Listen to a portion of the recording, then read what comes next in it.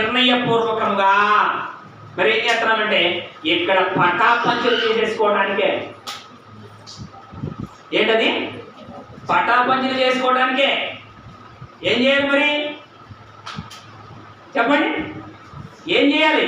మాట విన్నట్ట అంటే నన్ను చూస్తున్నారే కానీ, అంటే నా కార్యమును చూస్తున్నారే కానీ విశ్వసింపట్లేదంట. చదువమ్మా.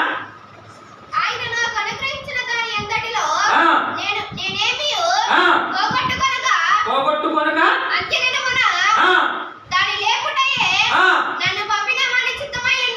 ఇది ఎప్పుడుది? ఎప్పుడు గురించి మాట్లాడాడు దేవుడు? నా ఇష్టము కాదు, ఆయన చిత్తం మాత్రమే చేయటం నేను భూమి మీదకి వచ్చాను. ఓకేనా? ఇది దేని నిమిత్తం చేశాడు ఆయన? అంత్య దినములలో